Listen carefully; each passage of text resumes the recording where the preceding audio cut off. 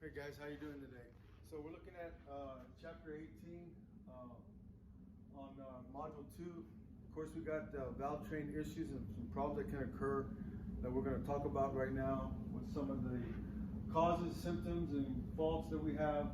On the valve train, we can probably look at the contact points and make sure, see if our contact in our valve train is okay by the valve tips. And also, we may be looking at some camshaft where if we have any noises that can be associated with the camshaft. We're going to look at the contact points, listen for light metallic noises. Figure 18.1 kind of shows us some cam lobe that's worn out pretty good from a lack of lubrication, looks like to me. Maybe too much of an adjustment on the valve itself. I did have a video previously that I showed you guys on the cam lobe wear on number 3, and that actually caused to a cylinder 3 misfire that came out on the trouble code. So kind of look at that because that can cause noise, rough idle, and even cause backfiring. And it depends on what lobe it's at. If it's the intake valve, we're going to have backfire coming out of the intake manifold. If it's going to be in the exhaust valve, then we're going to look at probably the exhaust valve having an issue in the cam lobe somewhere in that area. Burnt valves, 18.7. Not going to have no noise, rough idle can take place, a lack of power, and no compression. So we're going to have limited amount of compression wear for a particular cylinder based on what we look at there. Looking at the timing mechanism problem with regards to the timing chain or timing belt, gear damage can result from it. Anytime we have a timing chain that slips or jumps teeth, we're going to lose compression also. So these are some of the symptoms, rough idling, lack of power, some of the common faults and noises, vibration, rough idle. The customers say vibration, but it actually is a rough idle. Can be associated with engine mechanical issues. Okay, that's what we're dealing with right now. Cylinder head gasket failure on page 368. Kind of take a look at that. As we see, you can have a cylinder gasket that pops in half, typically at 262. That's when the cylinder head gasket starts to get real hot and it starts to thin out and pop on us there. Symptom would be a rough idle. You're going to have low compression on adjacent cylinders. So if you have 140 on number 1, you may have 60 on number 2, 60, 65 on number 3, and then 150 or so on number 4. Anytime you have 2 adjacent cylinders with very low compression, chances are you could have a blown head gasket. Of course, you got to take the cylinder head off, check it for cracks and warpage, and we also got to check for block wear and block cracks. And we'll get into that more in module 3 and in module 4. So piston problems, of course, heavy knocking noises, oil consumption, and low compression. Bluish gray smoke, we'll see some of that happening as a result of mechanical problems. If we have smoke that's taking place, a bluish gray smoke, that means we're losing oil. Okay, we have high oil consumption issues. And you're gonna lose quite a bit of oil, and you'll see that when you check the oil level. So, associated with oil and smokes, will be blue-gray smoke coming out of the tailpipe. If it's consistent all the time and it increases with RPM, more likely it's piston rings. Okay.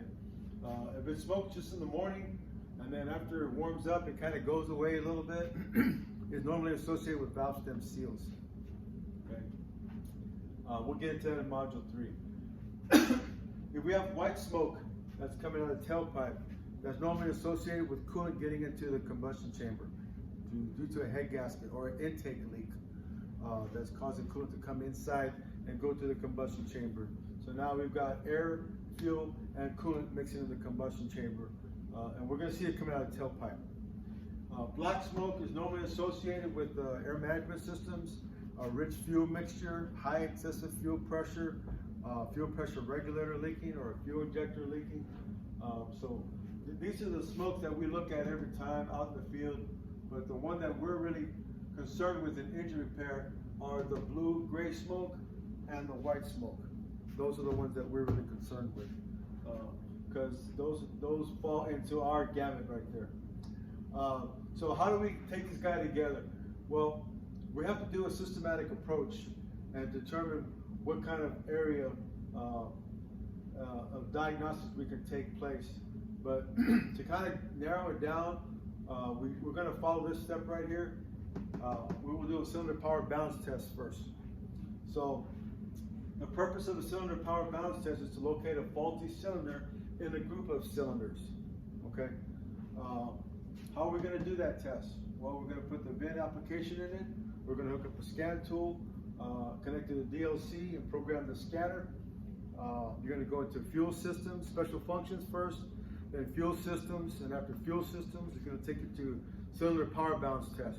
Select that one, and then it'll tell you to start the engine, start the test, and it's going to cancel each cylinder in 5 milliseconds each.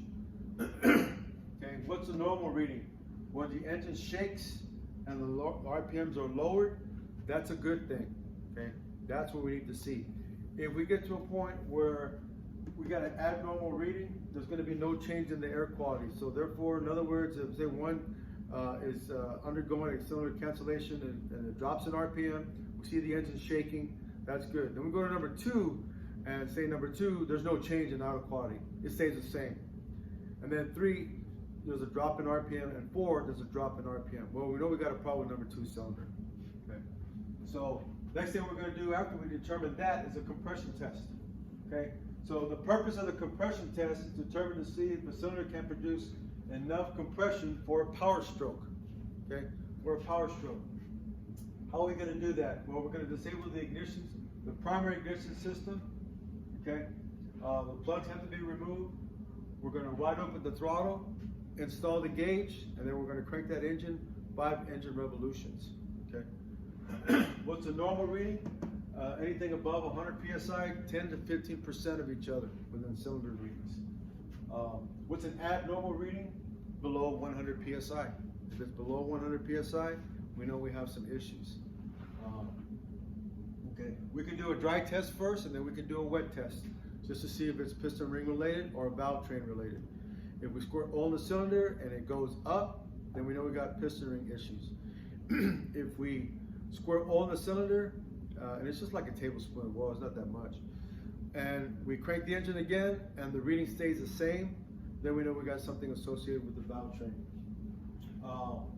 The next test we would do to pinpoint it more would be a cylinder leak down test. Okay, and the purpose of a cylinder leak down test is to pinpoint a leak in a cylinder with low compression.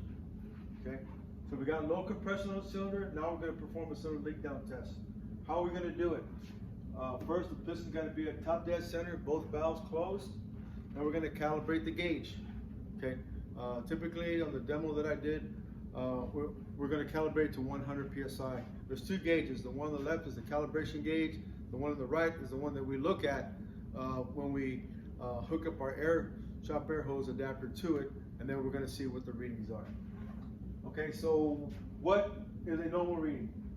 Below 5% leakage is good. Okay. What's an abnormal reading? Above 20% leakage is not good.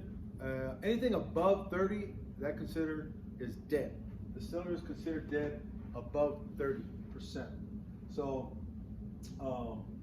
in the next time we come for our next lecture, we're going to be looking at some more diagnostics, related with vacuum testing and how we look at vacuum gauge reading, because that's a key and critical and important to do. And that'll be on the next lecture. You'll be looking at some demo videos we did today for the cylinder power balance test, the compression test, and the cylinder leak down test. Okay? You guys take care and be safe.